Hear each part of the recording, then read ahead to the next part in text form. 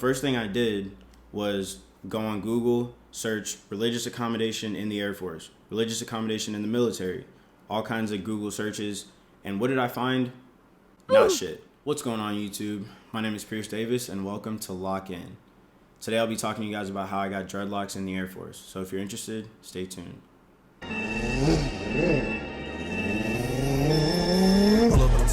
Got top from a girl in the military, told her thank you for your service. My city is my circus, and I'm a ringmaster. Watch me open up the curtains. I'm always out working. Cardiac. Alright guys, so first things first, I'll start with a little backstory.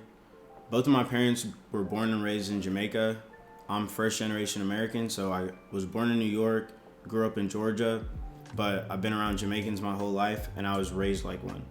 So when I first heard through someone at work that it was possible to get religious accommodation within the Air Force, I started doing my research immediately.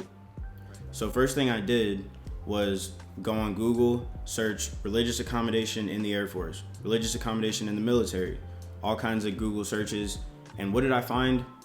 Not shit. So I immediately decided that if this were to go through for me, I would make YouTube videos, kind of try to educate the rest of the Air Force and all the guys who ask me questions on a daily basis.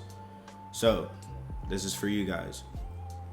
First thing I had to do in the process was talk to the chaplains and figure out, what do I need to do? Like, what's the process? Give me a checklist. Let me know what all I have to get done so I can start immediately, right?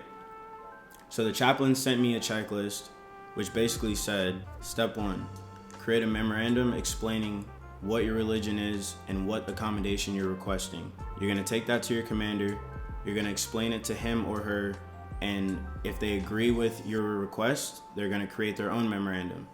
You submit both of those to the chaplain org box, basically saying, here's my memo and here's my commander saying that he or she is with me in this process. And then from there, the chaplains are gonna schedule an interview with you, where they're gonna ask you about the religion, how long you've been practicing, where these beliefs came from, etc., etc. From that point, after you do that interview, you're pretty much just waiting. Your whole package, your memo, the commander's memo, and the chaplain's memo is gonna go up to a board with legal, public affairs, the commanders, the chaplains, and they're all gonna basically sit around, they're gonna talk through your request, and they're gonna see if they believe that it's true and if they believe that it's worth accepting, if it's gonna go against any military regulations, and if it does, what can they do to accommodate that, etc. Now, I will say that the process is not necessarily quick. AFI 52201 tells you all about this process, and it actually details how long it should take for you to get a response. It does say 2 months, 60 days for a written response. Mine took a little bit longer, but honestly, I wasn't mad about it. I had temporary duties. My commander was on TDY. My base commander was on TDY. So everyone was kind of moving parts during this whole process.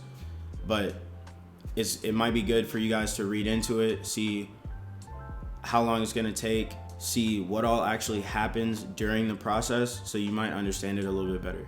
So basically, like I said, I'm Jamaican. My religion is Rastafari, and that's how I was able to get dreadlocks, right? If you know anything about Jamaica, you probably know about Bob Marley, you know about the Rastas, and how dreadlocks are a sacred thing, and hair in general is something that you don't want to lose, something that you don't want to cut.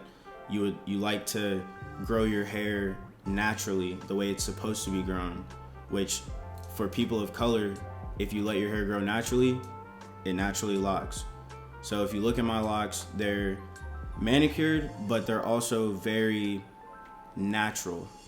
I don't like to stress about frizz or how my hair is looking at any given point. Like, it just is what it is. I want my hair to grow, so I'm allowing it to do so. I'm about 3 months into my lock journey.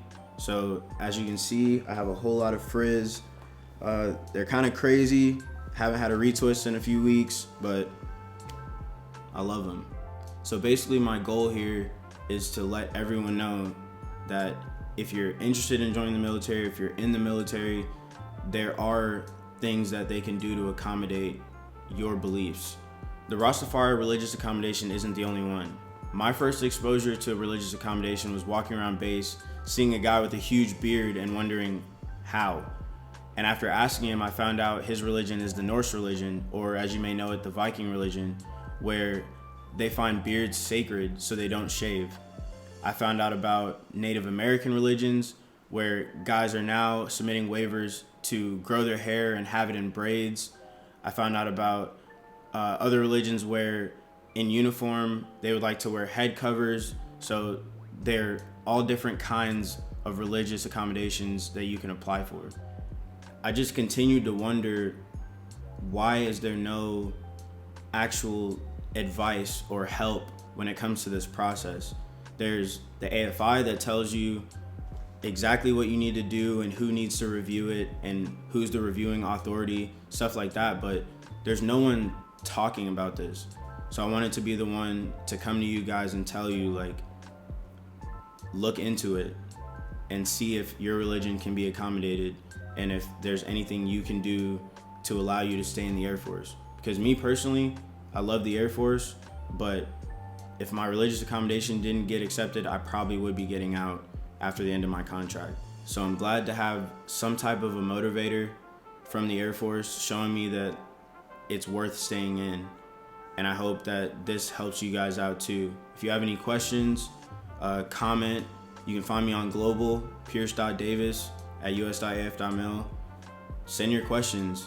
Let me know what help you need, and like and subscribe if you want to follow my lock journey. I'll see you guys in the next video. Stay safe and lock in.